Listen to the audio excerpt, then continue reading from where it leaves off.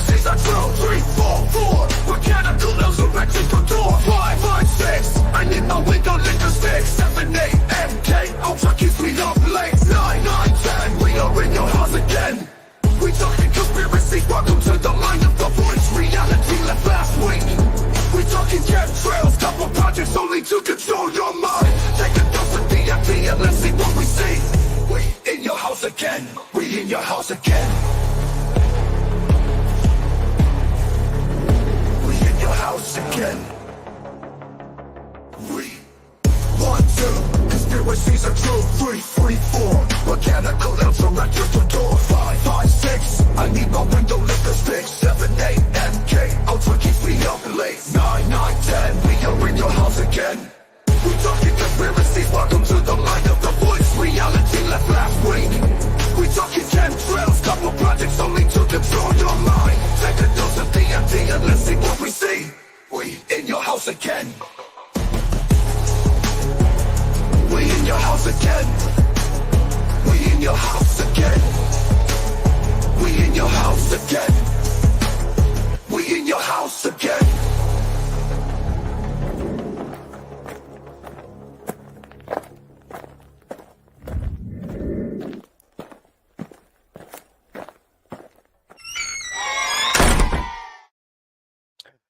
Fans, friends, window lickers, grunts friends, my friends, household. How are you doing? It is me, the voice, Joshua Joseph, and it is I back again with another amazing interview with another friend of the past that I used to run around with, hit record, and what. Well, you guys used to listen to what we had to say because it wasn't a video cast. So if you know that deep cut, you know exactly who I'm bringing in. And he has been known to be one of the sauciest people out there. He has been known to take down nations with his sauciness. He is the king of Chef Boyardee. Chef Boyardee learned everything he knew from this man, and this man himself is the one, the only, the saucy Josh Morris. How are you doing, sir? Hey, what up, Joshua Joseph? Now, I want to, real quick, I do not claim anything that Chef Boyardee has done. He may say that I trained him, but I have no recollection of that. Oh, okay. So he's trying to ride on your coattails. For real, dog. Man, you got to really put a stop to that. I'll send him a letter. Even came up. He even stole that idea of the rolling can. You know, the one with the little girl saying, "Oh no," and then it rolled all the way to her. Yeah. That she stole, right? Like, if you think about the logistics of that commercial, like, the mom's probably like, "Yo, you stole this? I told you no." Like, she probably got grounded. So, like, this Chef Boyardee is not a very good character. I'm going to agree with you on that one, especially the way you laid that out. That isn't another deep cut from the commercial world. But yes, it makes total sense right now. So Josh Morris, we got you on here. Yeah, I'm in your house. Exactly. You're on the In Your House network, courtesy of Window Lickers. This is a fantastic moment because we have talked in the past. We actually have quite a bit of history in the past of doing podcasting, being at promotions together. Maybe you yelling and smacking me, maybe, pushing me. I don't think I've ever hit you. Well, maybe not a hit, maybe like a stern. I don't ever think I got physical with you. The only thing I ever remember doing is taking away your first name. You did take away my first name. People mature, and I realize that there are other Joshes in the world. I just happen to be the sauciest one. Very true. And plus, I go by the Joshy Wa. I add the Wa. I know you're not there with the Wa. I mean, are you a fan? That's my real name. I am Joshua Akon Morris, as my full name. Jam. Akon. I like that. I like that. Well, can you let the fans know just a little bit about yourself before we dive into it? Because we got a whole new group of fans from the IYH network, the In Your House household, as we call them. So let them know who Josh Morris is. Ladies and gentlemen, my name is Saucy Josh Morris, and I lay the saucy smackdowns when I enter that ring, dog. I am a multiple time champion at multiple different places. I have the personality that rises above everybody else in the locker room, and I'm pretty good looking. I'm a very creative dude. I got my own show. I don't know, man.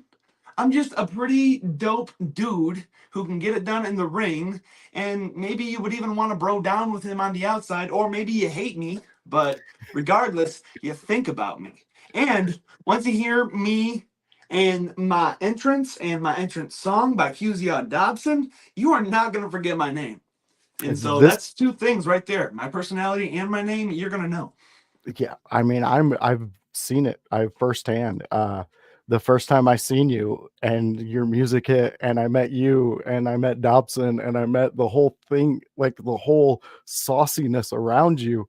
It's Boss very, Nation, baby. yeah, that Sauce Nation. It's very addicting and it's very fun.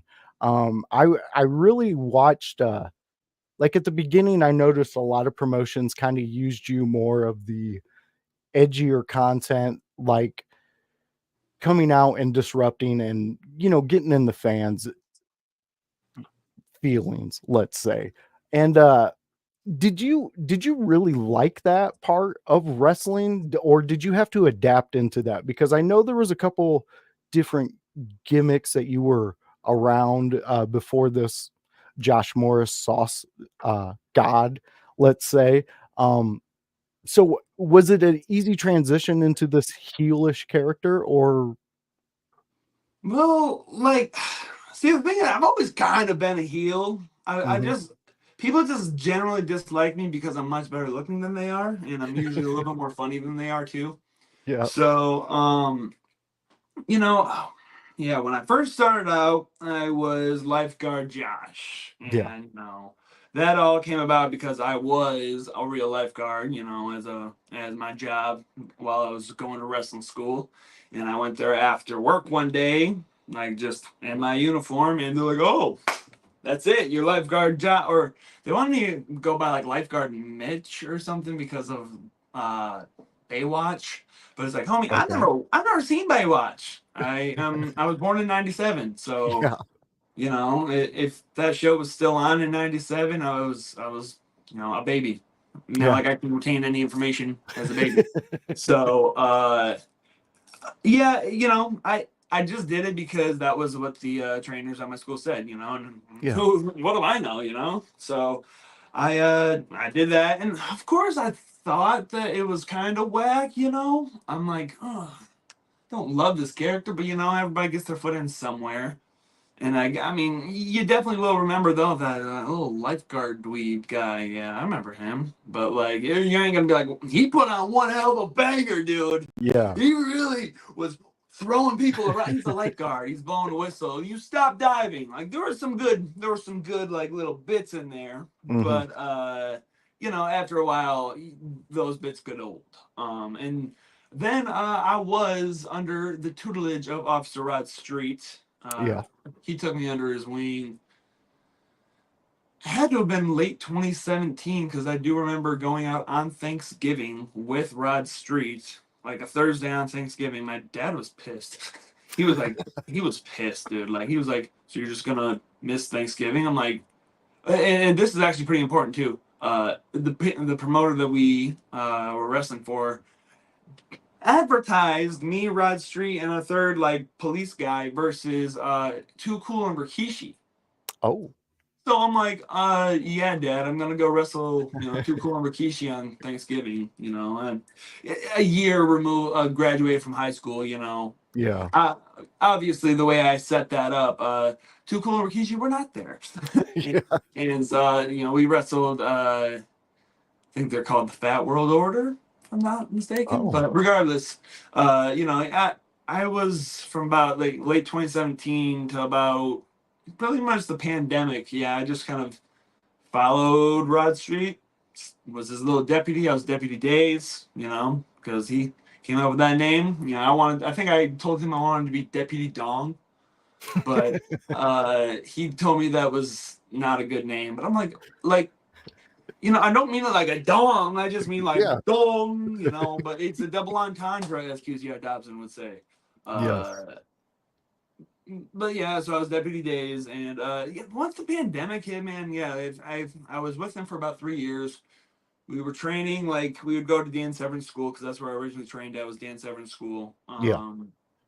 We'd go there, but Dan kind of wasn't really feeling the training anymore. He was more into the MMA, so he really didn't want too many pro wrestlers stinking up his MMA joint. And so he kind of started closing off the ring a little bit. And so then I, you know, before shows and everything, I would practice with Rod. And eventually, you know, I knew the basics because I spent a year at Dan Severn's while it was up and running. But as far as like the rest, I kind of just learned on the job at that point because he was taking me all around Indiana and Ohio, and I met a few people. It was kind of crazy. I remember one of the last times I actually went out with him, like right before the pandemic. We were at some, you know, I think it was for PAFO, which is New Generation Wrestling down in Indiana. Okay. Regardless, we got bumped out by the Rock and Roll Express, and just yeah, we're like, hey, I'm a cop, just punch me, and he punched me, and that was it. It wasn't much. We were in a big thing, but it's just like there's just a bunch of stuff I got to do by Yeah. just being there with him, and you know, he's told me multiple times because over the years, you know, me and him, Rod Street we're pretty tight. You know, he's like considered one of my wrestling dads, I would say. And so from what I understand, he's had a lot of people, you know, try and ride around with him, and a lot of them have been dipshits. And this is said by him and a few other peoples. I was the least dipshittiest of them all. So Wow. here I am. I'm still rocking and rolling. Uh, but you know, once the pandemic hit, I was like, I think I've done this. I think I've been riding around enough. I need to kind of, you know, go out on my own a little bit because, you know, you can only get so far with having somebody else do all your bookings for you. Just like, hey, just come with me. We're doing this. Hey, we're doing this. Hey, we're doing this. You got to learn how to do it yourself. And so didn't have much else to go back on except for the damn lifeguard. Yeah. So, you know, good old lifeguard Josh made a comeback, and you know, I did what I could and got in a few places, namely GOWA, where they gave me a shot as lifeguard Josh, and you know, they thought they see something in me. They still do to this day Yeah. because that's one of my main places I wrestle at. But what happened is one day I'm like, I met this guy named I'm gonna say it, Michael D, otherwise known as QZ Dobson. Met him at my real job, making foam cups. And you know, we started hanging out and stuff, and he's like, yeah, bro, let me make you a song. I'm like, yeah, dude. I was coming out to the Wii Sports theme. So I'm like, you Oh, no know, kidding. a custom song don't sound too bad, so I don't get sued by Nintendo. Yeah. And you know, and that is what goes on to be known. The iconic Josh Morris is in here. That literally everybody, I walk in any damn locker room, walk into, you know, a place where wrestling fans are. Even when people see me out when I'm like, you know, not at a wrestling show, and they recognize me. Oh, Josh Morris is in here. Actually, that's let me correct. They say Josh Morris is here because for whatever reason that just nobody hears that isn't in that song. You know, which is coincidentally when I had Josh to make me a second song. I'm like, just fuck it, just do Josh is here. Like, you know, like nobody wants that in here anyway. So like, let's just you know, just do Josh is here. And so anyway, he made me that song. I'm like, this is pretty dope. I came out to it a couple times, you know, and then they had their big show for the year, WrestleVersary, but it was still after the pandemic, so there was still like barely anybody there, but it was still like, you know, we. I was like, cool, it's a big show. Come and do your song live. You know, he hasn't performed at all. I'm like, this will give you a little something, a little something. And yeah, he came and he performed the song live. And then from that point on, he was stuck. Yeah. I caught him. I caught him. He caught a little bit of the wrestling bug because or just the performance bug, probably more than anything. Just because he wants to perform, he does. Like right now, I guess this is probably. I'm all over the place right now. You asked me Oh one no, you're question, I've perfectly gone over like fine. 5 different fucking topics. So as long as you can follow my saucy brain, we're in luck. But regardless, to get to where we are now, he started coming out with me to a bunch of different places, and not only did we help him perform in front of audiences, maybe not the kind of audience he was trying to perform in front of, people that were booing him and telling him Yeah. he sucked. He didn't react very well to that at all at first. He was like, "What the fuck, man? Like, why are they booing me?" Like he's like, "I don't want to do this." I'm like, "Hey, that's you're doing your job." Yeah. But over time he actually became like it actually kind of became a pretty good dynamic. People would cheer him, boo me, because he's just a likable guy, man. He Oh yeah. smiled and you're just like, he's probably fun to hang out with, and he is. Yeah. But as far as your original question, circling all the way back, is it I've been here pretty much the entire time. As far as the saucy part came in, once I started coming out of the song, Dobson came out with me, and I'm like, this really isn't befitting of a lifeguard. So Yeah. we should probably mix it up. And so I was just thinking, I'm like, well, I have my own little hype guy. I have my own song named after me. Basically, I'm a giant douchebag. So um, let's just find some douchey word and call it a day. And that's really what I did. I was like, swaggy, juicy, and then saucy was one of them that I kind of was like, oh yeah. And I think I might have said it at HCW for the first time. I don't know. I just said something. I'm like, yeah, I'm saucy, and it just kind of stuck. People were like, yeah, that was good. And so that one was just the kind of one that kind of just really stuck. Was just like, hey, it was crazy. I can't hit. Some people are like, "Oh, I thought of my name at this moment." I just kind of became Saucy Boy Josh Morris. It was just kind of Yeah. like, yeah, I guess I'm just saucy, because Yeah. Swaggy doesn't quite have the feel for it, and then Juicy is a little much. Yeah. So That is a little much. I do remember like my original tights. I wanted him to say Juicy on the butt. Oh, that Because would have been epic. That But would have been my epic. thought process is like those old. This is gonna sound weird, but like probably the 2000s. Those like I think like more. I think women actually wear them a lot more than men would. But like they would wear like booty shorts or something that said juicy on it. I'm like, Yeah. man, if I had my tights like that, that'd be pretty douchey. And Yes. so I you would have know. marked out to it. But eventually, they did say saucy, but again, that's just the gimmick at this point. So Yeah. yeah, it wasn't that hard because once I became Saucy Josh Morris and I had, my best friend coming out to the ring with me every time, I just kind of got more comfortable. When I was riding around Rod Street, it was a whole lot of, hey, we're cops, so we don't do moves. It's, punch, kick, maybe a body slam, maybe a suplex, but like that's it. And so once I went on my own, I'm like, I don't have a fucking move set. I don't have anything. And so that was probably my biggest like, if you do watch my progression, if you were to go back and watch matches from like say 2021 till now, oh hi cheese, uh, you will see that like I did try a few different things, but they're all super basic, and my moveset is basic because I'm never gonna be some flippy doodah guy because that's just never been my game. I've never been able to do a backflip. Yeah. But I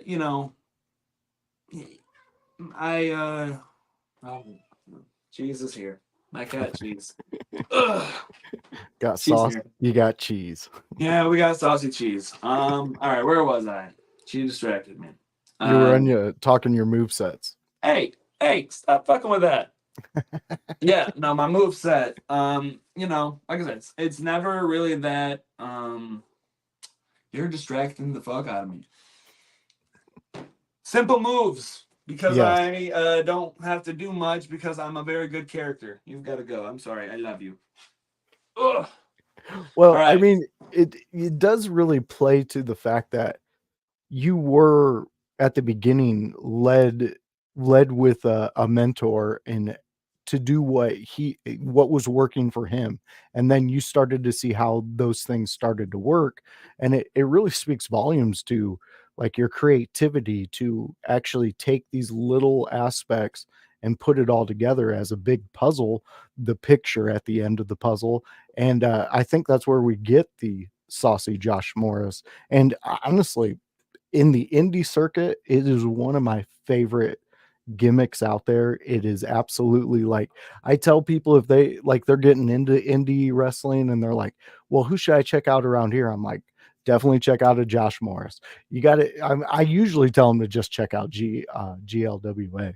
And I'm like, "Hey, you got to get out there. You got to see what those guys are doing because if you're wanting to get into indie wrestling and see what characters, what creativity there can be in a promotion like that, go check them out because it's a fantastic site. You get to see so many greats out there. I mean, Tyler Matthews, he puts on one hell of a show. Tone C, uh, I know these aren't names that you're thoroughly into hearing, Yeah, especially on man. your episode, but that's what they really play well into you though and what you bring because I've watched what you've done in that promotion itself, and to go from maybe something that some people seen could work but not everybody, and then now everybody is involved in it. Your music hits, everybody has a reaction, whatever that reaction may be, No, because I've seen it's people flip crazy. you off and yell at you, and I've seen people absolutely just adore you when you come out and cheer you, and you kind of look over at them like, hey, you're supposed to hate me. This isn't The deal is, man, is I do things that I want to do, yeah. and whether some people think they are nefarious is up to their discretion.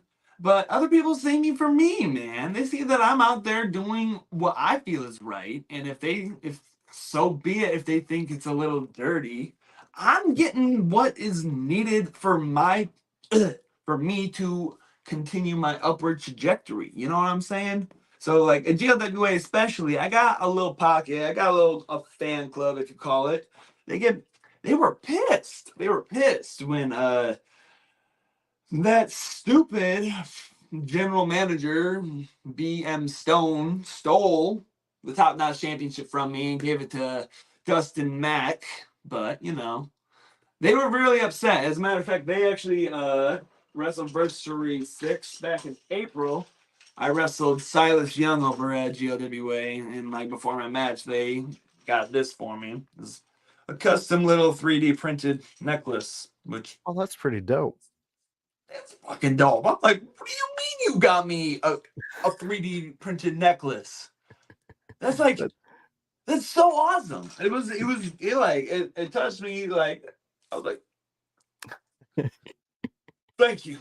And so yeah, and it's definitely one of if not the coolest thing I've been given like in wrestling, just by like a fan especially. And so it's like the people who got me over there, I got them. I'm not gonna sit here and be like, you're supposed to boo me, you're supposed to boo me, man. I'm a polarizing figure. People are gonna like me and people are gonna hate me. It's just because I'm good at what I do. Hey, I like it, man. I really do. I think the really cool thing about you is when people see you at first, they judge the book by its cover. But then once they open up that book and they start to read page after page, you can slowly see these guys become fans of yours, even the wrestlers. Like people who don't know you in the wrestling world, when they first see you, man, I remember at the beginning they were like, "What is going on?" I'm like, "Just give it a chance. Give it a chance." Yeah, they're always like, nobody wants to believe in the sauce, man, but it's okay. The sauce is for everybody. That's Sometimes it's true. just too thick to swallow. That is true. That is true. And I would like to say we had an outreach of people wanting to maybe talk to you, maybe say a couple good words to you about what you do, man. what you're about and what you've done for them as a fan, as a friend, as a I don't know, maybe a son, you know. So we're gonna play one of those videos right now, and I would like you to know because you guys are so close. It's gonna be QZR Dobson. He's gonna be the first one to come on here and say some things. My Um, dog. but before he All says right. anything, can you highlight real quick where people might be able to find QZR Dobson's music or anything to get a hold of him, so we get him a little more eyes on him? Hey man, my man QZR Dobson out here doing his thing. Him and his group Quasar. You can find them on YouTube. You can find them on Spotify, Apple Music, wherever music is streamed, it gets there. It's Quasar, Quasar Media. If you want to look them up on Instagram, Facebook, Twitter, they're all there. They are performing. I want to say they're performing in Lansing, Michigan. This Saturday. They're performing just about, if not every weekend, every other weekend. They're going to open mics. They're getting their name out there. They're really doing the thing. But if you want to follow them, I highly suggest you do it. Go to Spotify, Apple Music, wherever music goes, it gets there. Awesome, I love it. Go check him out. You're gonna absolutely love what QZR Dobson is about. And let's get into it. Here we go. So what he's What's good? All I gotta say about Josh Morris, he is an asshole, okay? But besides the point, he's a very good wrestler. He's high flying off the top turnbuckle. It don't matter. You know what I'm saying? Hit you with a 3-piece saucy combo just like that. Extra sauce. You know what I'm saying? I even got the shirt on right now. We still represent. You know, shout out to him. I do his music, everything, make sure everything's straight, man. He recruited me. He I showed did. me love, so I show him love. It's reciprocal. Is that how you say it? Reciprocal. It's reciprocal, okay? Yes. Yes. Shout out my man. Like I said, he is an asshole, though. He does have his little moments where he decides to mess everything up. He'll mess up your whole day and then laugh about it in your face. Okay, he's that type. He cool, though. His heart in the right place. Fine. Okay, fine. But sometimes it's just at the wrong time, you Oh, know? okay. But that's all I got to say about Josh Moore. Shout out my man, Saucy Boy. All right. So that's what we got from QZR Dobson.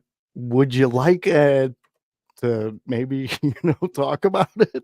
I mean, I think he was maybe came out a little strong at the beginning. I don't think I'm that much of an asshole. I guess I might be if you piss me off, but and he may have something, maybe a smidgen of a point when it comes to me kind of enjoying to mess up people's days and just laugh about it. Uh, I still think that's a little much, but the message overall was positive, and yeah, man, he's my best friend, bro. No matter what he's doing, what I'm doing, we don't really collab too much anymore because I guess this is an official way to say he has kind of officially retired from managing and wrestling. He's focusing solely on music, which he works full time. He's engaged to his beautiful fiance. He's got a lot of stuff going on in his life, so he has kind of stepped away. From wrestling, but he still throws his support. Obviously, he's not nothing else to say, but I got love for that dude. And what I think he's referencing is maybe at the end there is on Sauced, at the end of last season. Originally that show was a prank show, but it kind of evolved into more. But I was trying to bring it back to its roots, and Travesty, he started hanging out with me. He's got magic powers, so I'm like, hey, bro, let's do like kind of like a magic kind of prank deal. And so we found this guy, or well, I guess it was Travesty. He morphed into a different guy. Anyway, he shanked me right in the gut, and Wow. yeah, I was, and Dobson was there, and he thought he thought I was dying or something. But then I was like, "Hey, you got sauce! You got sauce!" But Oh, he told me I played too much. I'm like, was that not dope though? Like, did you not just and see what just happened here? I got shanked and I'm alive, and he didn't see it that way. So That is so you horrible. know, when it comes to Sauce, maybe he. Yeah, I don't know. I still don't think that. I don't know, man. Part of me feels conflicted because he quit. He quit Sauced. He's not affiliated with the show anymore. No, that was So his line, huh? yeah, he was like no more. You know, because he won his Saucy Award. He won the Saucy Award for Sauciest Guest Star of the Season.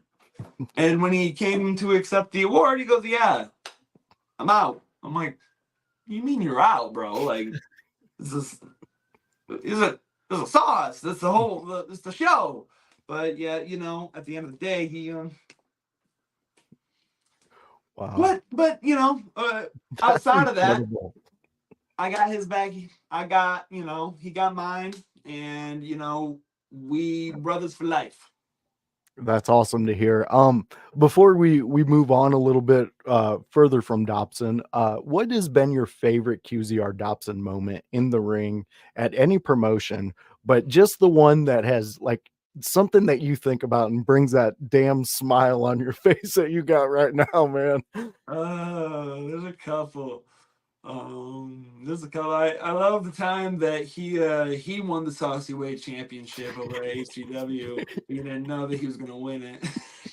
That was a great moment.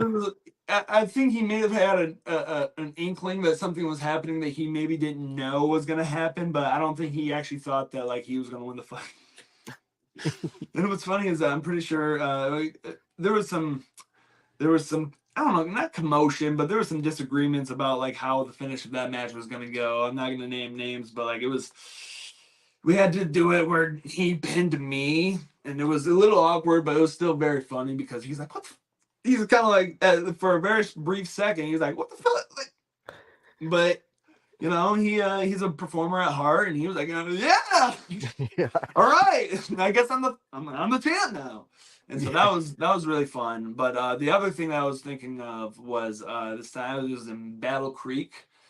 We were wrestling over at the Music Factory, and it was like a one of the craziest fatal four-way, or just crazy on paper. Just the participants, just because I knew, you know, they're all like, you know, around when I was first starting over at Dan Severance, but it was me versus Rod Street, Dollar, and FIA. And it was just, I'm like, I even said it in the promo. I think it was like, you know, a cop, a tax man, a grumpy old guy, and a saucy boy walk into a bar. It was like a bad joke, you know. And we had a wrestling match. And regardless, Dollar was giving out airplane spins to everybody. You know, I got one, Rod got one, and Dobson decided he was gonna hop in and try and, you know, throw some hands for me. And he Dollar picks him up for the fucking airplane spin, and he goes around twice. And this is after he had given like 2 or 3 airplane spins already. And Dobson, he's a lot heavier than he looks, you know, because he's not a wrestler either, so he's not necessarily knowing how to post. So Dollar goes around once, he goes around twice, and immediately they just fall into the fucking turnbuckle. And for a brief second, I'm like, "Hey, Dobson, you?" Because he's not a wrestler. He's not trained to do like fucking take bumps and shit like that. So I'm like, "Fuck." Did I just get my best friend, like some fucking rapping guy that has nothing to do with wrestling? Did I just get him hurt? He was fine, but like it was just I think back just because like just the way that he just fell forward and just Dobson just fell. Just That's funny. fantastic. Very funny. I can just only imagine Dobson being in that moment. Well, yeah, because he's so unserious sometimes, man. Like he eventually did embrace being a bad guy in a way. So like he is like the most recent times I brought him out, he's actually a really good heel now. Like he's actually, you know, he's able to turn it and get people to boo, and he knows how to play his role. When he first kind of started in that first year, maybe year and a half, he still was like, "Hey, I'm QZR Dobson." Yeah. Like, You're hey, and supposed to so love me. there's, now you asked me that. Now I got a bunch of them flowing in my mind. There's one time, the very first time we were at AWE, and I even told him backstage not to do this, but he was like, "No, I want to," and I'm like, "Okay." He got hit in the head with a fucking kendo stick by Fabuzio. What? Like, I'm like, He wanted that? yeah. I'm like, hey, it was a triple threat, me, Fabuzio, and some other guy, and we're, the other. I think I got hit in the ribs, and that hurt. I remember that hurt me because I don't think he got the correct part of the kendo stick, and I got it right in the ribs, and that shit Ooh. hurt. So I'm like, I rolled out, and Dodson got up, and again, I'm like, bro, you can just get down. Like we don't have to do this. And he's like, nah, I want it. And I'm like, okay. And yeah, dude, and Boozy just fucking clocked him, dude. He just like. Man. And he told me after, he goes, "Yeah, I ain't gonna do that again." But I guess I just wanted to do it. And I'm like, That's all right, incredible. all right, bro. Yeah, I love stuff like that. Just because, it's almost like in the profession that he's aspiring to get further in, that he's already got his foot in the door with the music industry. It's like I think back to when I was growing up and hearing the rappers have like street cred about whatever they were doing, but Dobson could have street cred in the ring for the For shit real. he's taken. He's a former champion, bro. Exactly. So I think we should get a wrestling song from QZR Dobson at some point in time. Hey, all I gotta do is shoot an idea over for a song, and he would start working on one. He's always got music on his mind, man. So That's awesome. and he's even told me that like he's really glad that he did do the wrestling with me because he does this group now. Yeah, Quasar. Well, there's four, it's four, sometimes five of them in there, and he's like kind of their, he says there's not a leader, which I believe him, but I do believe that he helps lead them in terms of the performance because he's been out there in front of the crowds and he knows kind of how to handle them. He knows how people, even though it's not necessarily the same, like a pro wrestling crowd is not the same as any other kind of crowd, especially like a concert crowd. So, but he still was able to kind of shake off the any nerves of performing and by doing all this wrestling stuff. And so he wasn't out there rapping and getting booed or having to fall flat on his face quite as much. I mean, like, figuratively, he did that a few times for me, like in the ring, but like oh god, Lewis Linden kicked him right in the fucking face, dude. He still bitches about that to this day, bro. I bet. He's like, bro, because I'm like, I had to explain to him like, hey man, shit happens, but like he goes, bro, he told me he was gonna kick me in the chest, right in my fucking face. I'm like, yeah, it happens, especially when you're, and so he doesn't like bitch about it. He just like will go on about it, like, man, what the, Yeah. but and so. The wrestling business has helped him be a better performer in the music industry, which I'm not going to say like, oh, I did good, but I'm, and take any sort of credit for him because he's obviously his own person, but he has told me that he's glad that he did that. So, that makes me feel good because I was, maybe he's not going to be, the next pro wrestling manager, but he got his foot in the door. We had a lot of fucking fun. Like just the two of us going up and down the road, like 2 or 3 years of just not, he did fall asleep very fast on the way home, whenever I drive, but we still, time in the car, man, you just bond with somebody, so I wouldn't trade any of our time for the world. I'm glad if that, if the last time that we went out, which was at AWE Saturday Night Live, which was on September 7th, 2 days after my birthday. That was the last time we go out there and do our thing together, man. I'm glad we had the fucking time we did, but he's not closing the door 100%. He's just kind of like, listen, I got enough shit going on. I'm really trying to get this music thing going on top of planning a wedding.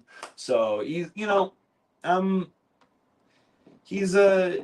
may see him in the future, but as for right now, he's retired.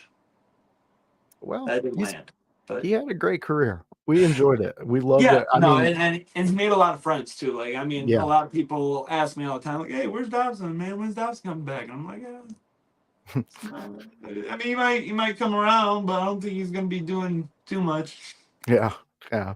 Well, Can't make storylines around him anymore. Like, I always wanted to do that one time where, like, he and I, even if it was like, you know, a fake out or something, where he and I butted heads, where it was like, "Hey, man, you're supposed to be my hype guy," and yeah. you know, Dude, but you know, I thought HCW was going to go that way when they put the Saucy title on him. And no, just, that was more just a rib. yeah. But I thought there would be an angle you could do with it. But we all know what happened in that promotion. Yeah. It ended up just going the R.I.P. wayside. Yeah. It's But it was a in, great time with them. We enjoyed it. But let's get back to you, because the evolution of not only you being a wrestler, you also are a content creator. yeah. You're also somebody who does their own show. Can we talk a little bit about that? Can you give us a little I would insight love to talk to about Sauced. We briefly mentioned it earlier with the whole Dobson thing, but there's so much lore. I will talk to you all night about this shit. Awesome. I What do you love want? to hear it. Well, let's first we have a highlight clip that was sent in. So let's pull that up and see what it's all about. I do like highlights, especially when they involve me. You gotta love it. All right, so we're getting this unmuted and ready to rock and roll. I learned from the last time on this one. Oh.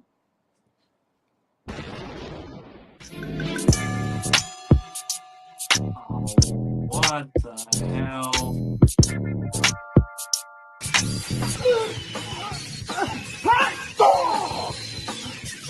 I have to relive this shit?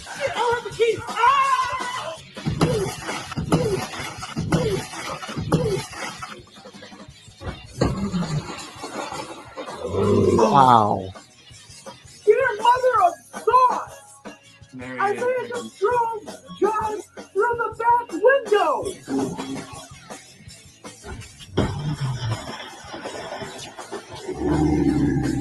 No. As you can see, that's real glass. That's some real glass. That's a shoot, brother. Exactly, Saucerino. Wow. That was let's talk about that, because that looked painful and a little gruesome. So can you give us any insight onto that portion of what we just witnessed? Well, you know, I thought I was doing a sauce, and I took Isaiah Moore's car. Yeah. You know, got your ass right. And you know, he took exception to that. Yeah, he No, did I that. guess. But then he kind of took it a little far. He stole Crispy Rico, which is like my bat, which actually I have not been able to find Crispy Rico in the last month or so, but he's around. He's got Crispy Rico stuff to do. Regardless, I knew for a fact that Isaiah abducted him. And so it was what was called the Singular Vehicular Saucy Brawl Deluxe. Wow. And yeah, it was based around the car, and he wanted the car, I wanted the bat, and yeah, you saw the results. Yeah, That we right through the did. window I went, and you know, it like cut up my arm. I think I still got a little bit of a. Yeah, you can't really see him anymore, but that was about a year ago. About a year ago, and yeah, my arm was all sliced up. And a little behind the scenes, that wasn't supposed to happen. No? Shocker, right? Shocker that I was not actually supposed to go through a car window. But yeah, no, it was just kind of, thank God we got it on camera. Yeah. Wow. And but as far as Isaiah got his car back, but then he gave it back to me to replace the window, and then he won the lottery, and then he gave me the car. So it's kind of it's kind of a little convoluted, but I also don't have that car anymore anyway because it got totaled. Mm, okay, well, I guess that's good. But You know, that's I really enjoy though that what we seen in that, because you not only did you get, obviously you were doing the action, you got thrown through the window.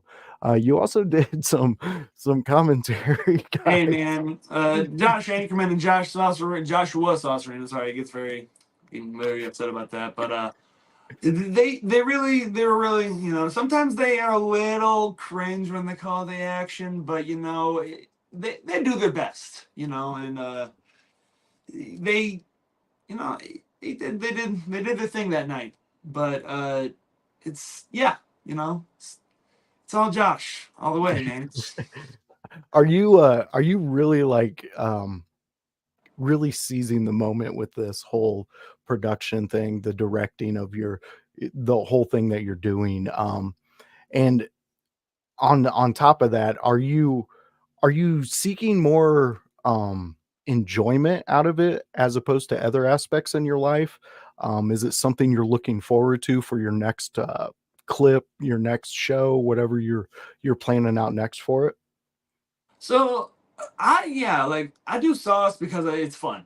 Like I really do. I like being able to create my own little universe and Yeah, being like, hey yo, and it's just because I mean, while it's not everyone's cup of tea, not every like I can't think of anybody else who has their own little I mean, there probably exists, but they have their own little show. And hey man, it's and it's not gonna go on forever. But while I have it, while I'm doing it, I have the basically the rest of this season mapped out already. So that's awesome. I very much, yeah, I enjoy the storytelling aspect of it, but also throwing in stupid and funny humor. And so, yeah, I guess I like the way you said it. I'm like seizing the opportunity because, yeah, like I say, it won't be around forever. I'm not going to be able Yeah, to sit here and just do all this, but, I like what I've got going with it. And I'm really thankful that, like, Rip, Travesty, Chad Nails, Isaiah, as you just saw. Just a lot of people are very willing to help out, and it's kind of it feels great. It feels good because they're like, hey, yeah, like fuck yeah, just because not only is it uh, just fun to do, but it could help them with their character development. Not to say they need it anyway, but like it's doing things like that adds to just building character. You portray because pro wrestlers are athletes and actors. I say anybody who doesn't know pro wrestling, I always say it's like the combination of live sports and live theater. yeah, It's the best of both worlds. So it's like any acting will theoretically help you in the ring because you'll be able to, if you kind of understand an actor's motivations, you can understand a wrestler's motivations. You know what I mean? So yeah, I really love Saw doing this shit because and then in the last year I kind of have stepped up my editing game. I got a new software. The old one was kind of very bare bones, very basic, and I ended up this new one actually ended up being cheaper than the other one I was paying for. wow, So and it's just I can do so much more, and which creates more avenues, more creativity ideas of me being able to do things, as well as yeah, just because I mean YouTube, not to say YouTube is going to be around forever, but it will be around for the foreseeable future.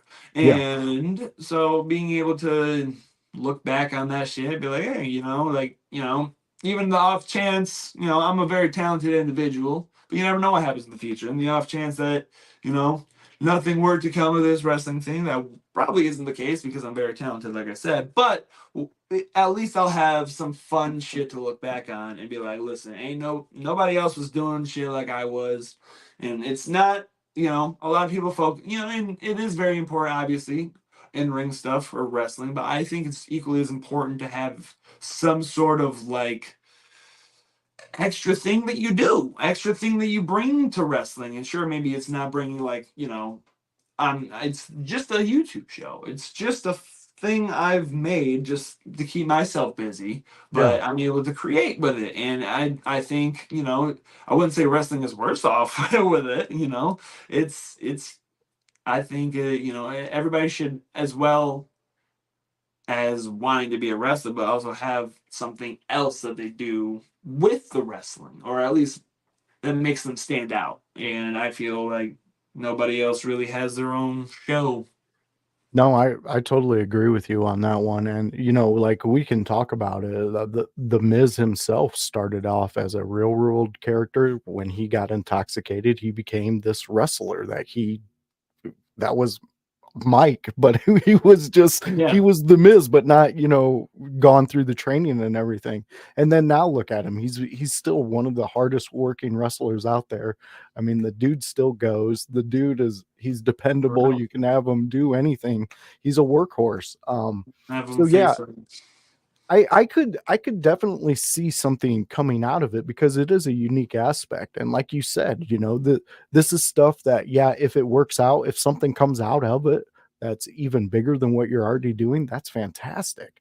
But to have the memories to be able to look back on and say, hey, look, this is what I used to do with, a group of friends that I did a wrestling with, but this was my little side project. I think that's really awesome because honestly, that's what In Your House is doing. I mean, yeah, do we want to get big? Of course.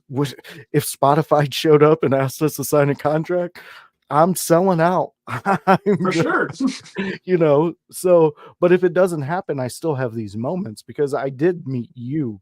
I met Dobson. I've met Travesty. I've met, I've met Chad Nails, Let Her Rip, and all of those guys I've connected with, and it's always over content creation. Like we do share the similarities of loving wrestling and things like that, but Right. I think all of us in a collective, like if we know there's something good that can be captured and make good content, everybody's salivating, everybody's ready to jump on it and be like, what do you need me to do? And I think that's really fun to find in a group. Like I said, I found that here in Your House. I throw out an idea and everybody jumps at it, seeing how we can make that happen. Right. um and like you said, the wrestlers they seem to be really like willing to jump in and do something if you have something for them. So what do you liken that to? Like if you could wrap that up in one thing that about you that attracts people to be willing to do that, what do you think that is? My charisma, probably, because I'm like, Yeah. hey man, let's do you want to do a skit? And they're like, No, dude, yeah. I agree with you on that But one. I I'm just can like, hey say man, yeah. and because I usually have an idea, it's not just Yeah. like, hey, let's do something. And when I first started doing Sauced, originally it was just a parody of Punked. Yeah. Given the name Sauced, Punked, the logo is even still the like pretty much the same kind of font and the apostrophe D. Yeah. But over time, I'm like, it kind of like I was talking about the lifeguard thing. There's only so much you can kind of fucking do here. I don't have a budget of say a real TV show where we can, have actors and do all that. I'm limited to what's around me, and usually that was just at a wrestling show. And so as much as if anyone wants to watch them, of course, but I would say you really only have to start watching Sauce maybe around like episode 5 of season 1, because the first 4, I mean, now episode 4 has some good shit. It's got some good shit, but yeah, those first few, I mean, really just you can't delete them because they're part of history, and Yeah. but like I will adamantly be like, yeah, man, like that those were just kind of like there's no story, there's no nothing there. They're really just like, hey, it's sauced. So I don't know. It's basically what I was like, hey, it's sauced. Here's me doing this, haha, and then here's me doing this, and Yeah. But what I was able to do is I'm like, well, think about it. what would happen if there was some fucking guy going around doing these shitty pranks, you know? Because the deal is it started as simple as like, oh, we're fucking like, oh, got your fucking like, you know, fucking oh, and just stupid, little stupid shit. Like you know, the very first one is like, got some guy to say D's nuts, and I'm like, whoa, and you know that's all it was. But then you know, it escalated from you know, we kept on tackling Darren Fly. Like just that was the running gimmick was just tackle Darren, tackle him, tackle. And then eventually it, you know, I'm like, well, what if I hit him with a car? And so then yeah, that was I'm like, fuck it. And so, you know, it's editing, but no, I hit him Yeah. with a car, bro. Like, yeah, Yeah, fuck it. I'm like, exactly.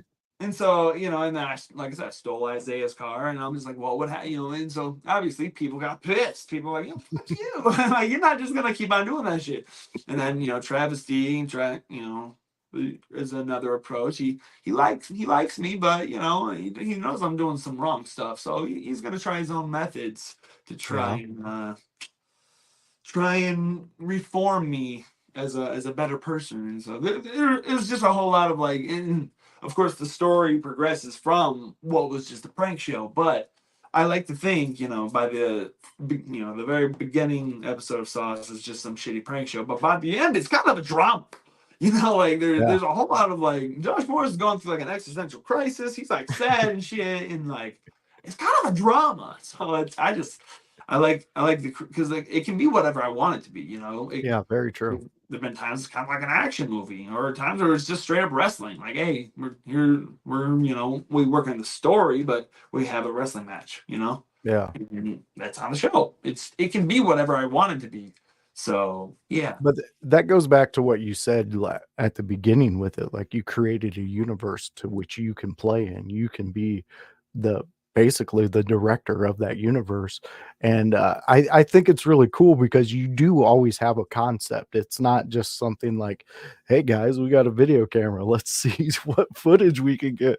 There's a concept. And I think that really speaks to again your creative mind when it comes to content creation.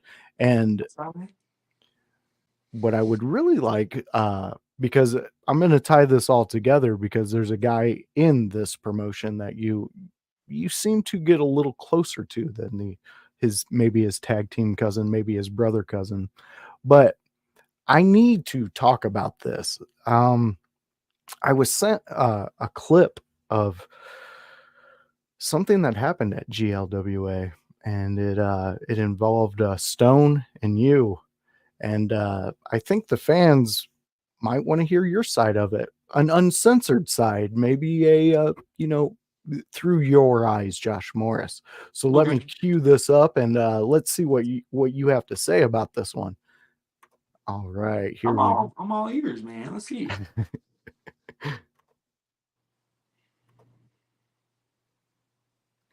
Right, let's make sure we're unmuted here. We learned that from the Chad Nails. All right.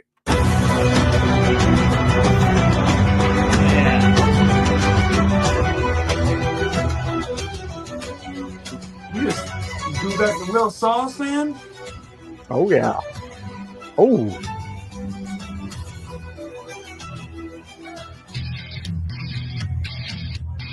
Yeah, I'm about it now. I'm about it. Yeah. Oh.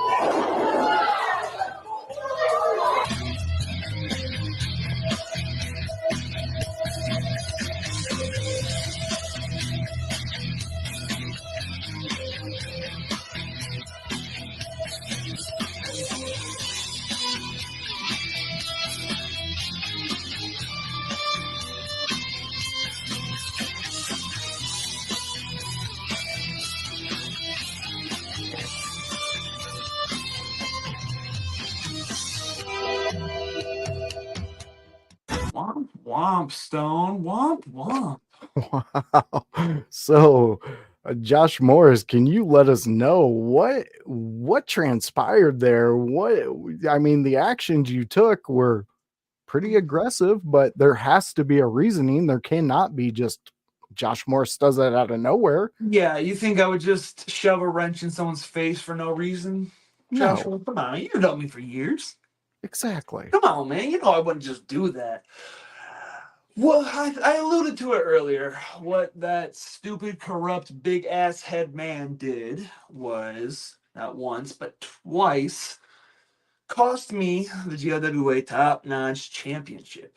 I Oh, was champion for 371 days. It's the longest reign in GLWA history for the Top Notch title. So I had a lot going for me. I was running that division, and at Summer Bash in July, he inserted himself and cost me the title, thus giving it to that trailer park, toothless, peg leg dumbass, Dustin Mack.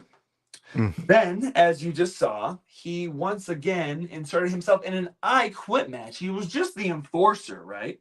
He was just the enforcer. So, like, I don't know. What does an enforcer do to you? Like, what does that mean to you, Joshua? Like, An enforcer to me makes sure the match happens. exactly. They You don't enforce. do anything. You sit Yeah, your big ass head in that corner and you don't do anything. and you make sure nobody does anything to get in there. There's no rules, Oh, no rule. Joseph. It's So an I you can. Quit match. So what Oh does it yeah, matter to yeah. him? There's no rules in that. Exactly. You know what I Yeah. mean? Like, Okay. You're right. You're right. so yeah, Lil Sauce, he made his way out because Big Sauce always needs a little extra sauce sometimes, you know what I mean? Okay. And he was following my directions. And he gets assaulted by that stupid man. And yet I'm supposed to just accept that. I'm supposed to just accept that he can make these executive decisions because he's the GM.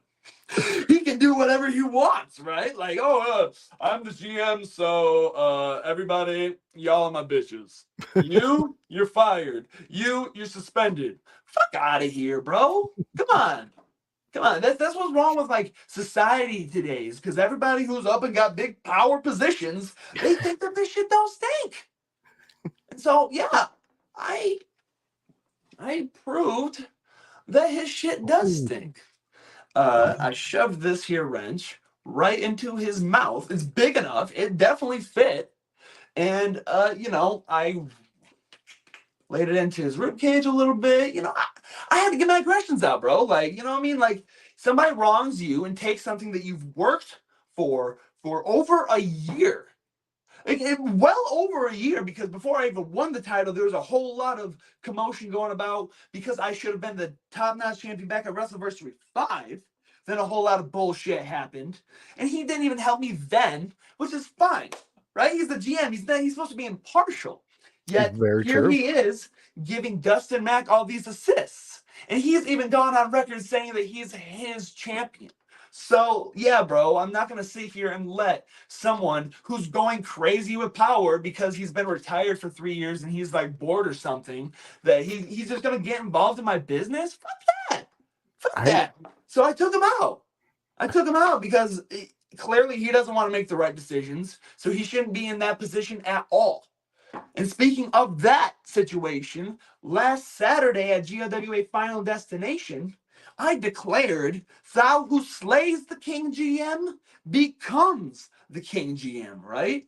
Wow. I mean, Yeah.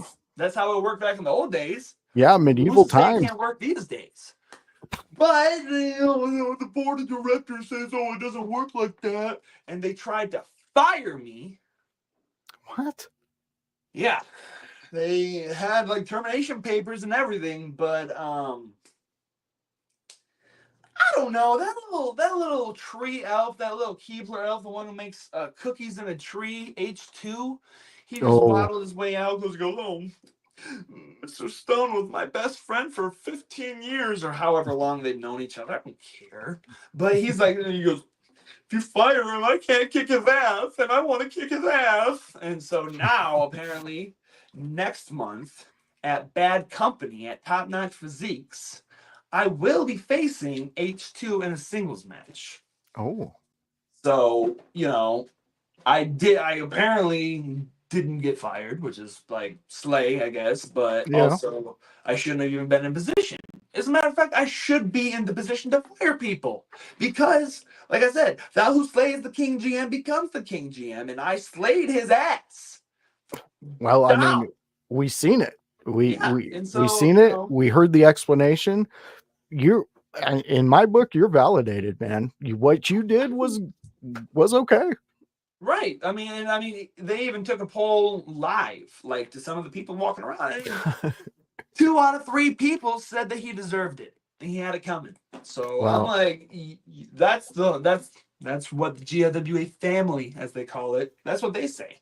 yeah, And if they that's say that the kingpin of the GLWA family deserved to get taken out, then maybe he's not the kingpin at all. oof, man. There's a lot So, moving on over there at GLWA, and and you should go out there and check it out. Go check out what Josh Morris is doing out there and who he's smacking around. And speaking of smacking around, and it goes in with what we were just talking about. We had another video pop up, and I know you're not going to be happy, but I am a reporter and a interviewer, and I have to play these things. I don't want to, but it's when they come Natasha in, Bedingfield, isn't it? I wish it were. Oh, So I have been asked to give a message or my thoughts on somebody I've had the displeasure of being in the ring with all over the Midwest. One saucy boy, Josh Morris. Josh, my thoughts and feelings towards you are really simple. They're not that broad stroked. You are conniving, you are deceitful, you are dishonest, you are a boil on the ass of wrestling. And you should be boiled in oil and have your fat sold for soap. But that's just one man's opinion. Thank you in your house for having me, Josh Morris, Pound Sand, and everyone have a good night. Wow. what do you say at the end? Pound sand and everybody have a good night. Okay. Yeah, I mean, he's just jealous, bro, because he knows he can't beat me unless he's got a stupid general manager helping him beat me. Well, So, this is true. I mean, he can say what he wants, but if you look at our matches across the years, across the promotions, I easily have doubled the amount of victories he has over me. So I'm Okay. not really too worried about what some trailer park toothless ass has to say. I mean, I will say, the only positive I will say on Justin Mack is he did give me a ride home from Canada. Well, that's a good thing. Yeah, I was stranded in the Canadian Sauce-a-thon and the most recent episode of Sauce, and he did help me. But then we had all these issues at GLWA, right? But I try not to let the wrestling business impact how I feel in my Sauce universe. Okay. Okay. But he is pushing it. He is pushing it. I'm trying to be a reasonable guy, but he's also like he's just a prick. Like, did you not hear? Oh, we go thanks in your house for having. Oh, sure, sure. Kiss the podcast ass for the 15 seconds you're on camera, Dustin. Go ahead. I'm Well, not too. He can sit here and say that I'm a boil on the ass of wrestling. That's not a bad line, but saying that you have to boil my fat, not to be super conceited, but dog, I don't have that much fat. yeah, I'm in pretty good shape right now.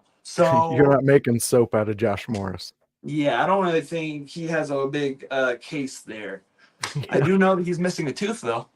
Oh, well, well, you, Josh Morris, you always tend to just make sure that last dagger goes in before you put the prey away.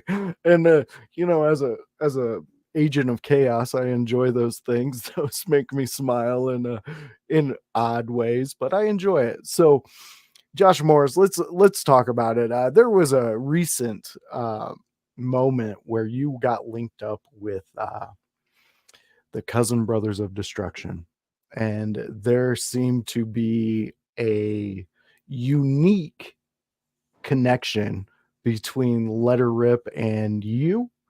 And I thought maybe we could I maybe don't know what you're dabbled. talking about. Well, he took a very big liking to you. He followed you around like a puppy. He was ready to be sauced. He wanted to be a part of what Josh Morris was bringing. Um, does it feel good as Josh Morris to know that you have some people who were willing to be soldiers for you and QZR Dobson and the Sauce Nation as it is? Or was it more like you seen an advantage you could take in the moment, and then when you needed to strike, you used it? I mean, I don't think I've done anything with Let Her Rip or even Chad Nails, man. Like those two are just a bunch of bozos. Uh, as far as Let Her Rip's obsession with me is, I really just think that he likes my hair. I Yeah. think that's where a lot of it comes about. I mean, yeah, I have really nice hair, but like, keep your hands off of it. Uh, I don't know, I don't think there's anything more to it than that. I don't think there's any sort Oh, of underlying like obsession or like underlying motive. I just think that okay. Let Her Rip is just a little bit of a fanboy, and he needs to watch himself though because I'm not a boy band. Yeah. I'm Saucy Josh, and I don't deal with fanboys like that. You Well, can be a fan of me all you want. Like you're a fan of me, and I appreciate the respect we have here. But this whole Let Her Rip, like I can't even get into the number of things that I have encountered with Let Her Rip. And as for Chad Nails, I mean, shit. I've kicked his ass in a multitude of different things, dude. Like he can't even claim one victory over me. So that's true. I beat him in battle shit, tic tac toe, rock paper scissors. I beat him in an obstacle course. I beat him. I would say I beat him in a rap battle, but I don't.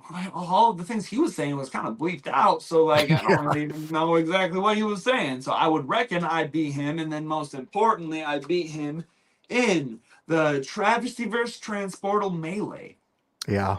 Yeah, That you was did do that.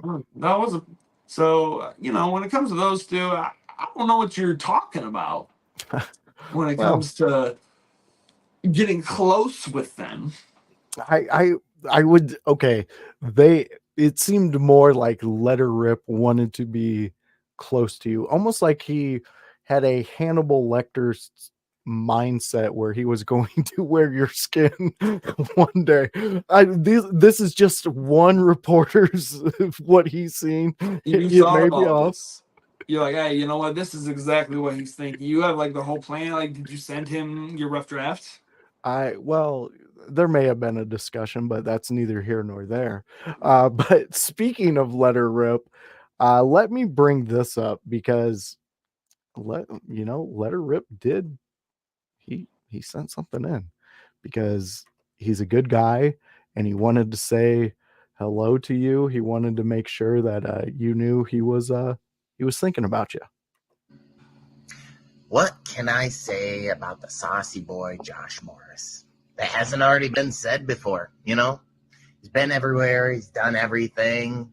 He's a very busy boy, which kind of sucks because he has no more time for me. But we still make it work, I am disconcerted by a few things about him, though. He's usually always moist, very moist. I thought I seen stuff drip off of him sometimes, but I mean that's the saucy life, right? I mean you don't get solid sauces.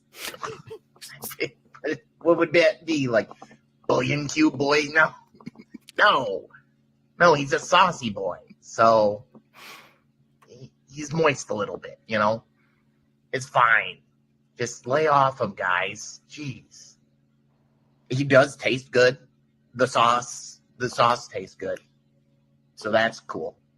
I don't know what to pair it with. It's not something you put into a spaghetti. Nah. No. I usually put some in my ramen, you know. Ooh, that's a good idea. Spice it up, you know. It tastes fine. Tastes fine. I don't know what else I could put it on. Probably pizza or something, you know. Dip it in like ranch, you know, pizza and ranch with some salt on top. It's pretty good. You should try it. Anyways, yeah, he's always got me in his corner, you know. And hey, that's saying something, right? Right? All right. So Josh Morris, that was a lot to unpack. Where do we start, Josh Morris, on this one? There was a lot said there. Preferably nowhere. Just start nowhere with that. But if we must, I don't know what he's talking about in terms of taste. Yeah, that was a little bizarre. I don't know what he's talking about in terms of moist. Yeah, that was another bizarre moment. And you know, he, like I said, I don't think there's any sort of ill intent or, you know, ulterior motives behind his behavior. More so, he just is bad at social cues. Okay, so you think it's more of a he just doesn't understand what you're presenting. He's not reading I'm not your presenting anything to him. well, yeah, exactly. You're not, but he's taking it in a way that you're wanting this closer friendship or a I don't know, man. I would sleep with my doors locked. That's what I would do. Oh, I do. Yeah, no, Good. I got. Yeah, no, I'm not. Josh Morris, we have completely loved you being here on the In Your House Network, part of this interview series I've been doing with some of my friends. Yeah, man. I would like to talk one last video because Hey, man, we got more videos. we might let me We got more videos. We'll go through some things. But I do want to hit this video. I know we just had a disturbing video, but this one to me, out of all the interviews I've had, out of all the people who have sent in stuff when I do something with an interview, I've never had a creator of that person on this send in a video. So to have, I'm just going to say it, your dad, he sent in a video, and I mean, this is something that I've never seen before, but it's kind of an insight to where we get what made the sauce. So, so fans, let's jump into this one because this is a great one.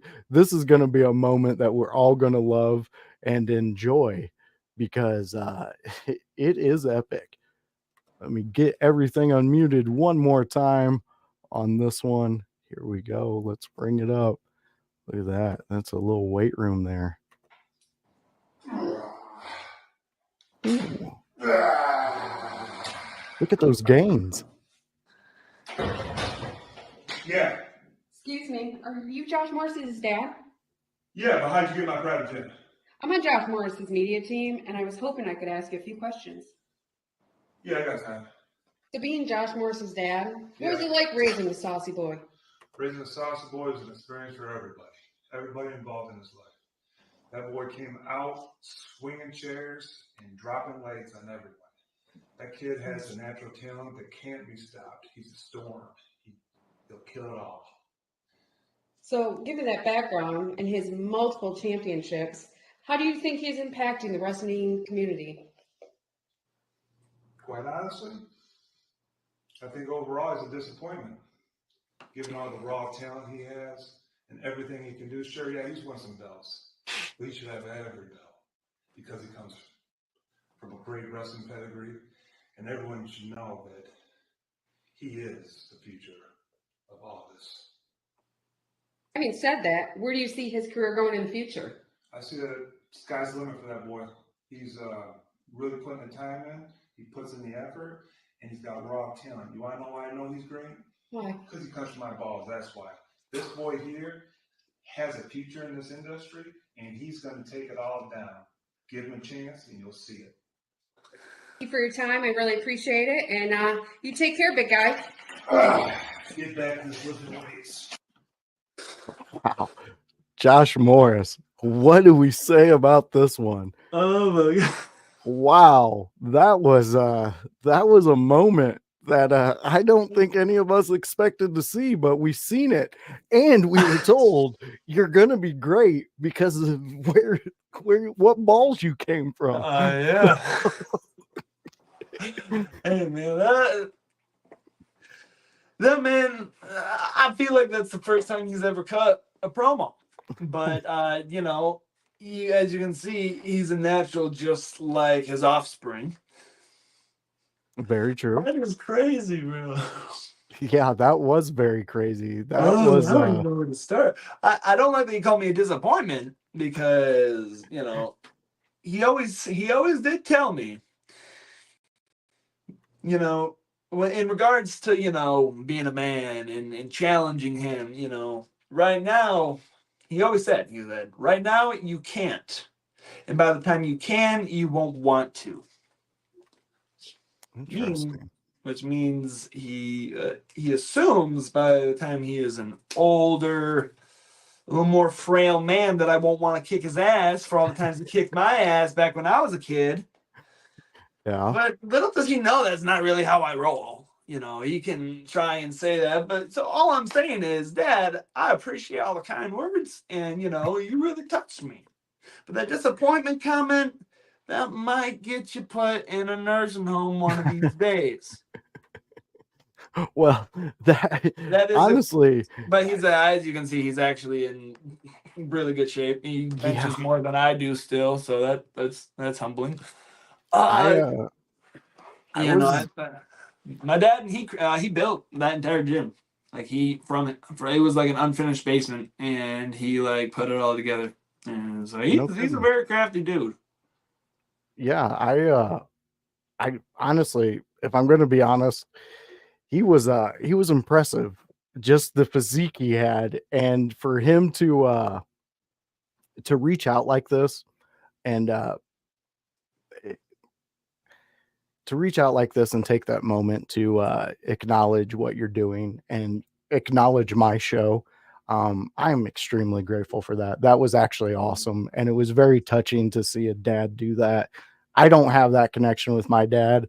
And to know that you do, that's just really like cool to know a friend's like got a dad like that who, he did say a disappointment, but man, he wants you to have all the titles because you can have all the titles. I love the gimmick. I love everything you're doing with it, and it really speaks volumes again. And I'm going to keep going back to this point because I really think that it really rings true with you that your creative is on levels that some of the greats aren't even touching. I mean, like, appreciate that, man.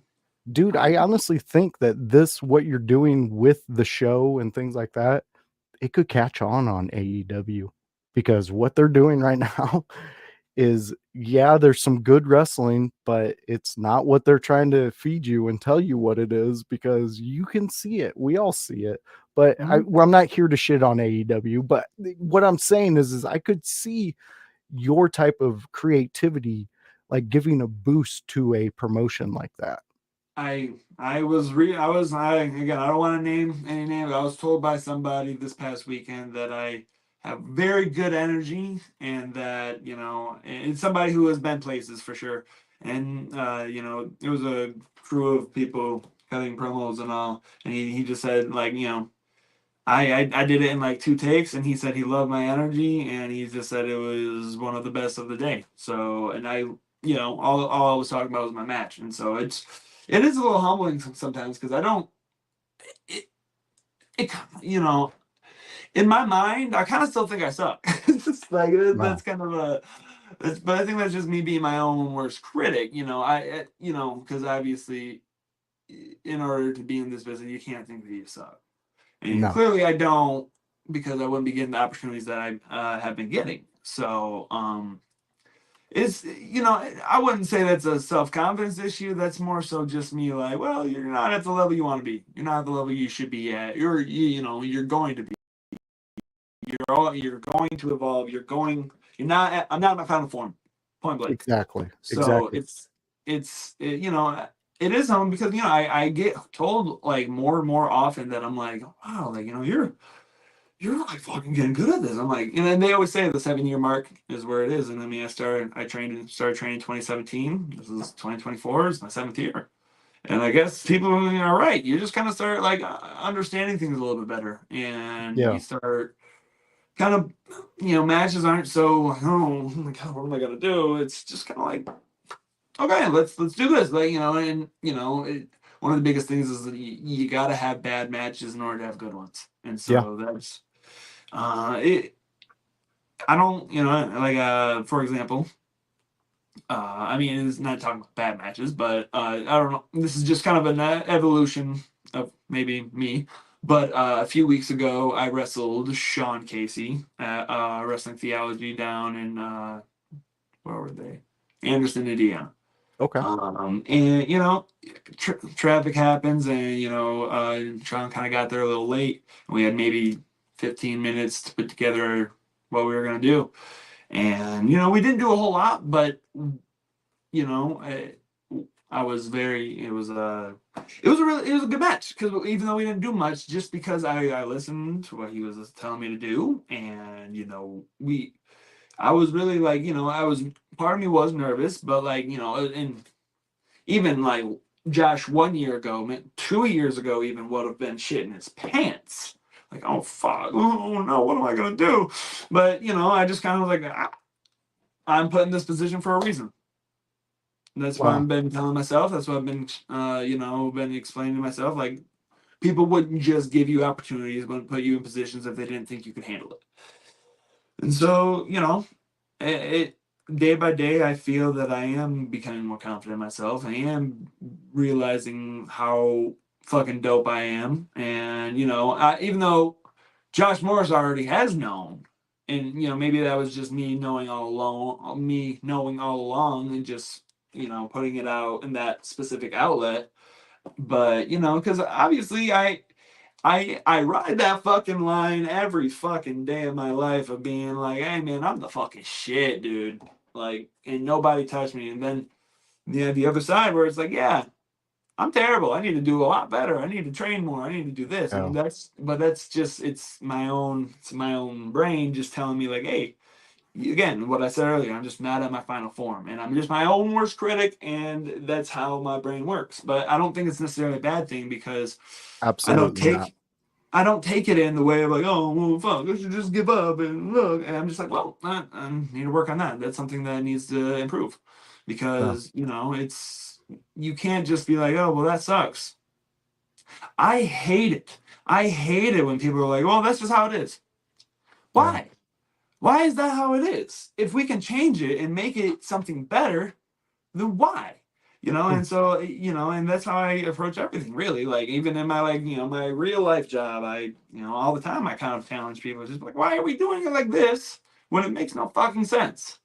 and so I, again, just instead of sitting here being like, damn, I wish I was a better wrestler. I wish I watch my matches over and over afterwards and I'm like, well that needs work, that needs work. That I mean, I'm able to acknowledge what was good and more more and more, just more stuff is good. More stuff like, Yeah. oh shit, that was good. I need to do that again. I need to do that again. But I'm still nitpicking it. But at that you're supposed to nitpick, from what I understand. If Oh you sit yeah. here and just have a decent match, and you're sitting there be like, yeah, all's good. That's you're not trying to learn. You're not trying to like up your level. You know what I Yeah. mean? You're not growing.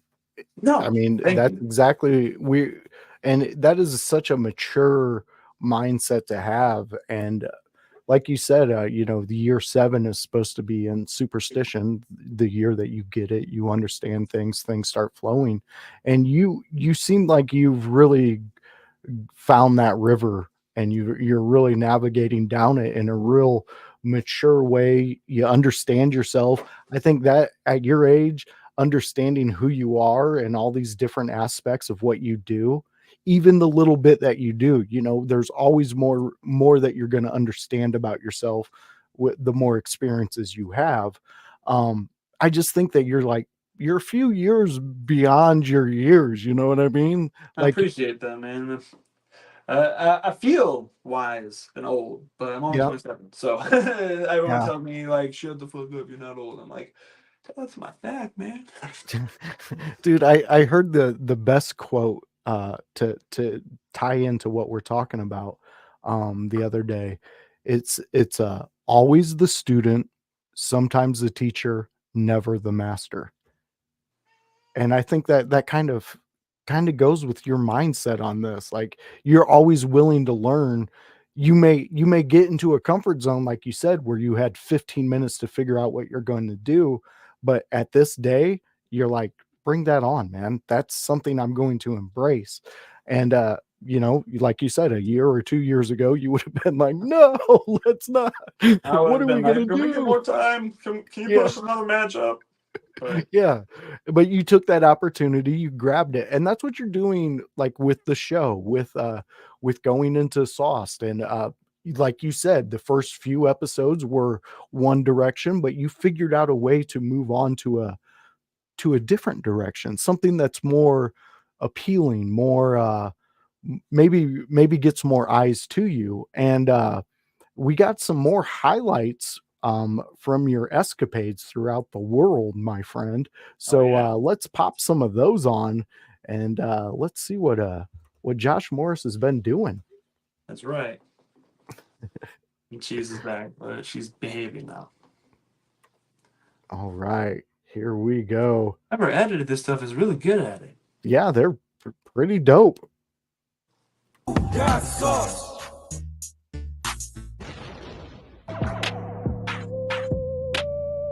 Ooh, Okay, well, you can see I've got my special recipe of super soup there. It's really good for growing young minds and growing bones. And I think you'll see he's going to really enjoy it if you do a good job. Let's see what happens. You want me to put it in his mouth? Look, he's hungry. Goo goo, gaga. Isn't he cute? He's so cute. I'm not doing this. I'm not doing this. Is this what you brought me to help me across the street? I'm trying to help him. It's not anything. I am not helping this man across the street. This is an old lady. I had it up to I will here punch with you right in the face, dude. Do it. Do it. Do it right now. This isn't working. Oh god. oh my God! That's not it. That's not it. Oh my God, Josh Morris! I ain't gonna say that it wasn't deserved, man. Just let her rip. I've told you. He crosses that line, man. That's what I was telling you about, though, when Travesty was trying to reform me. So I had to feed the baby and walk the old lady across the street. Like, it was like, Travesty's cool and all, but sometimes his methods ain't it, man. Yeah, yeah. But I mean, again, another opportunity that you had that you took advantage of. You went in there and you were like, maybe I'm going to learn something from this experience. I don't know if you did, besides maybe learned you that hang I out could- with weirdos. Yeah, I learned that. Well, I mean, I was captured. I was Oh, captured Captured, against hanging my out. will. I actually, right after I punched Grandma Rip in the face, I was caught in some sort of like I was unable to move, and he Yeah. sent me back to the basement, and I got a rude awakening from Stone Gold. Oh, oh no, not Stone Gold. Stone Well, I Gold mean, was none too happy with me punching Grandma Rip in the face and not feeding Baby Rip, because I did not feed Baby Rip. I was not doing that. well, I mean, everybody's got their line, and you That was for that was sure yours. my line.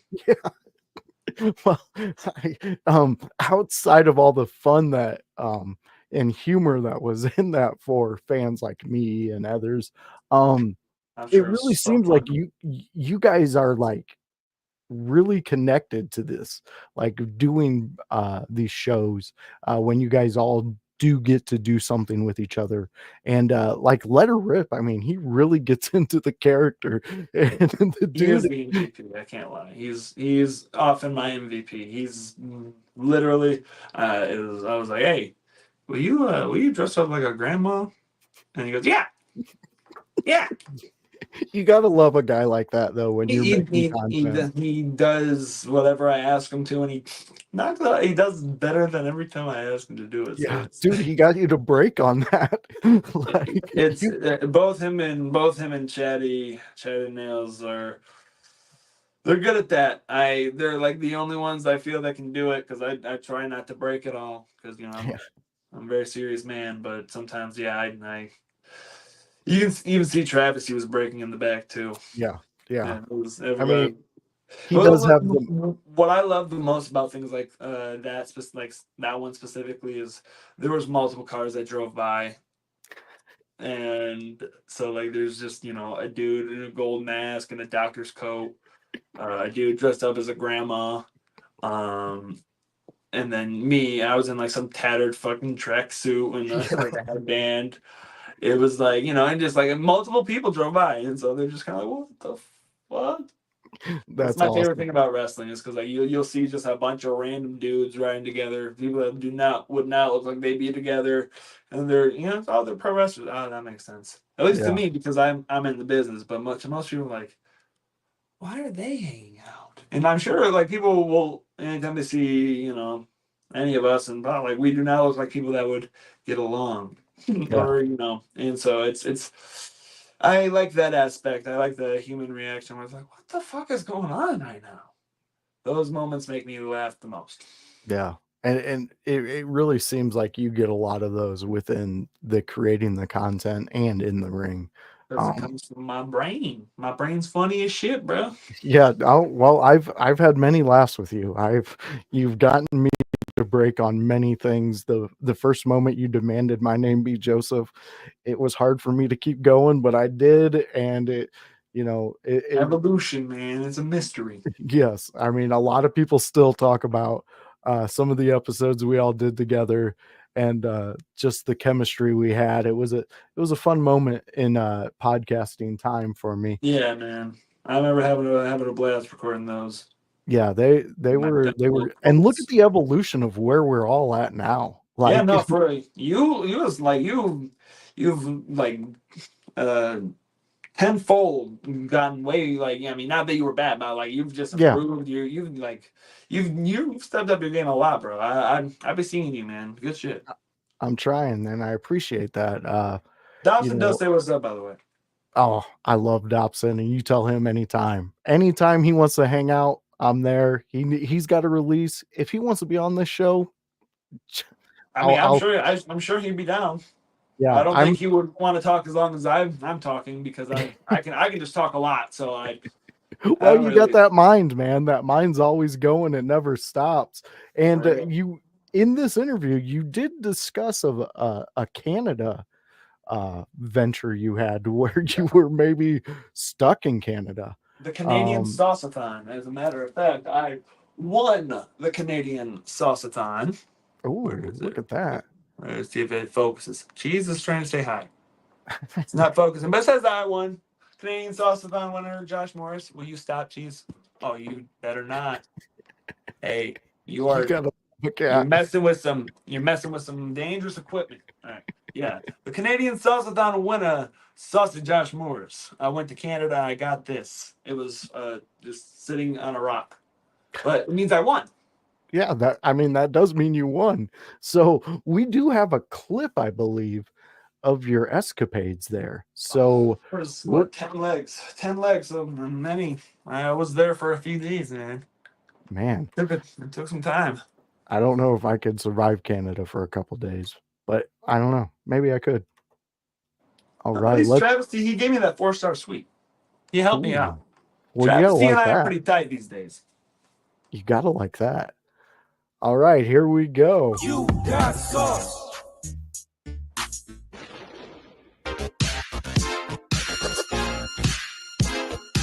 Ooh, the awesome. After a wedding?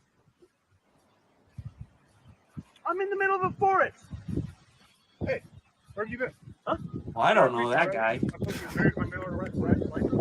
Mail? Yeah, you know what? You're so right, brother. Hey, my bad, man.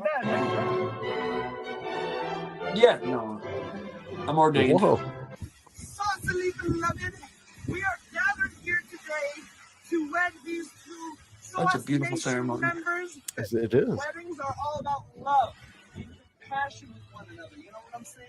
Like these two love each other. It's all relative to Josh and Paul. That's a good shot. I'm bringing them two together. Hallelujah.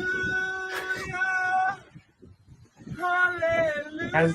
This is all one of the mill, you Kiss know? the bride, y'all. Kiss the bride. Kiss her with your lips, man. Mwah, mwah, mwah, mwah. Yeah!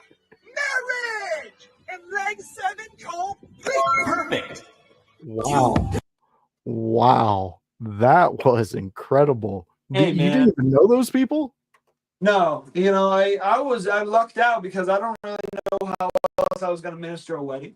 You know, the Canadian Sauce-a-thon was put together by anonymous sources, so really it's just kind of like if I wanted to, because it was like a giant scavenger hunt maybe in a way, because I had to complete all these different things in order to get to where the trophy was. So you know, I proved that I was the sauciest man, not only in Canada, but, you know, the entire North American area, even the world.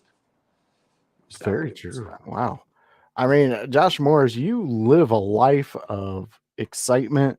You live a life of fun, of creativity. Is there anything that you would still like to accomplish inside your wrestling career and maybe inside your creative career? Well, I mean, wrestling, of course, I just want to keep on going up, man. I just want to keep on wrestling for better places, wrestling better wrestlers, wrestling people that will give, you know, just make me better. You know, a number of people that are still on my 2-fight list. I can go down them, but that's very cliched. People who I want to fight, they know who they are, and I want to fight you. And as far as my creative aspects, I mean, like I said, this show really more than anything, yeah, it could take off because it's creative and it's funny, but like, I just do it because it's fun for me, you know. And at the end of the day, if you're having fun, other people will have fun with you. And so, and yeah, there are other aspirations that I do have, but you know, some of them are a little more private. You know, I do have a beautiful girlfriend, and so there's obviously aspirations with that. But you know, then other things that I want to do that are in my professional career, but also like, I'm just not allowed to talk about.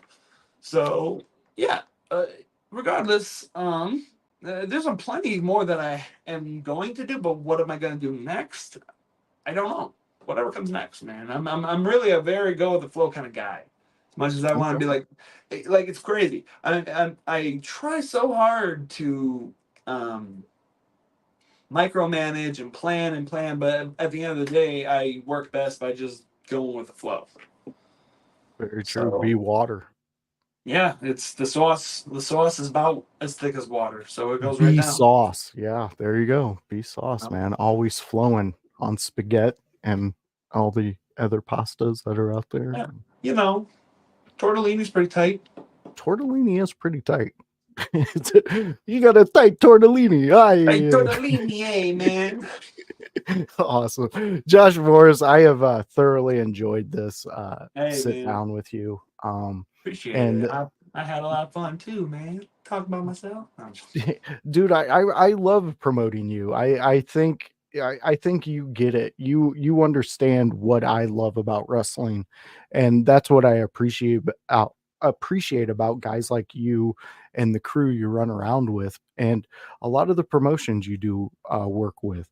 They got you seem to always put yourself around uplifting people, uplifting moments. I don't fuck with negativity. You know, I absolutely think that the way that you are going about life is perfect. Like it is just a way to to just take moments and make them possible, no matter what they are. And I hope the best for you, man. Like Hey, man. everything you're touching is just turning into saucy gold. People know you. You got shirts out there, dude. You got people are making jewelry for you. You're just having a blast, and you're really living in the moment and doing things that I wish at your age I was doing. You know, if it was if wrestling was this accessible back then, I would have loved to been doing something with you in a ring. Um, it would have just been so amazing to do stuff, even though the stuff that we have done and the stuff that we just did. I mean, I appreciate it so But much, yeah, no, I and got you. just everything that you do, man.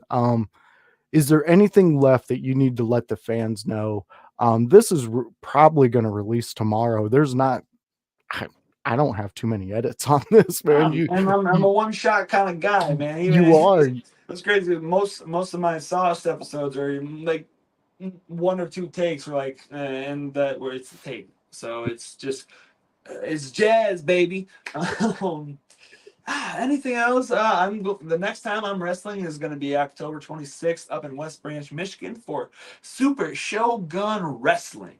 Awesome. I really, really like what they're doing up there in Super Shogun, man. Like they got a whole lot of good production value. Their promoting is really, really tight. Like they're really good. They make very unique graphics. They make, everything about it. The production value is just top notch.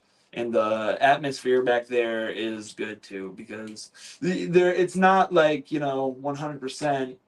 If there's problems, people acknowledge it, and there obviously haven't been any real problems, but like, minor disputes, people talk about it and it gets figured out and the locker room's better off for it. And that's, I think, better than just kicking people out and just being like, oh, well, there's a problem, you gotta go, and problem solved, as opposed to just like, hey, we can all still eat here, man. We just gotta talk about it. And, that along with GLWA, AWE, where I'm the heavyweight champion. Well, actually, I just call it the AWE. I do call it heavyweight champion. I don't call it the world championship because it's just in Jackson, and then that's a city, not the world. And so, but yeah, man, I'm gonna be wrestling at Super Shogun. I'm gonna be in the Graveyard Gauntlet, which I actually just recently found out is literally you get eliminated by getting thrown into a casket, and there's multiple people, and there's gonna be there's gonna be like like 7-8 people. Well, like it's a gauntlet casket match. Okay. And I'm not going on the inside of a fucking casket, bro. Like, let's hope not. I ain't dead. Let's hope not. Let me take that off. There we go. We're going to pull up your YouTube real quick just so the fans can see that. There you go. There's Josh Morris's YouTube page. Go check out a lot more of what he's talking about and what he's doing, because you're going to thoroughly enjoy what the man's doing. And I'm speaking out of pure knowledge with this guy, and he's out there. Look at all these videos. Look at all this stuff that you could be checking out. You can put that muscular ass back. Yeah, look at it. You can see all this and catch up on everything Josh Morris is doing on his YouTube channel. It looks like promos. Man, look at this, Josh Morris. You got a collection going on here. Hey man, that's my second YouTube account because my other one got locked out of.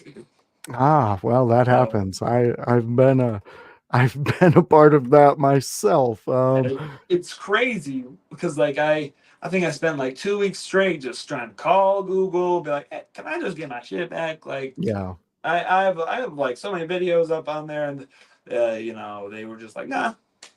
They just did not get back with me at all. And so I had to just make a whole new account. But, it's for the better. This one doesn't have any copyright claims on it. So. Well, you got to like that. Yeah, that's only going to be beneficial for me.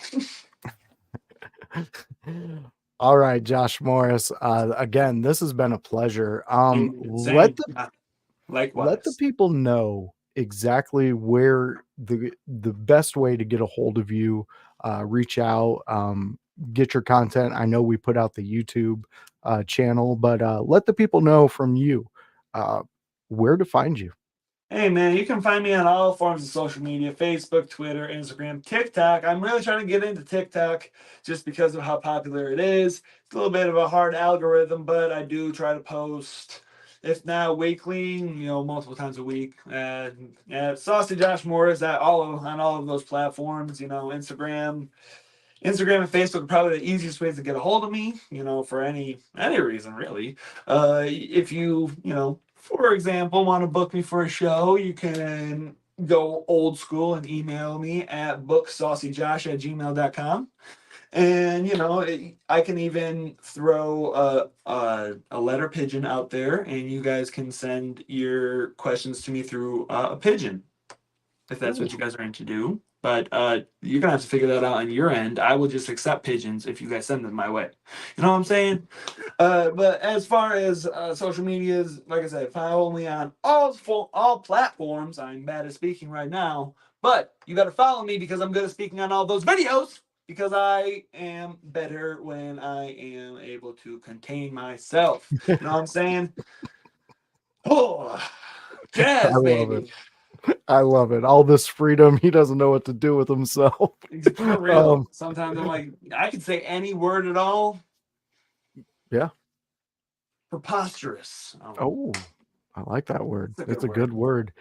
Fans, friends, household, Grun's friends, my friends, window lickers, anybody out there who's watching this, thank you for giving us your time.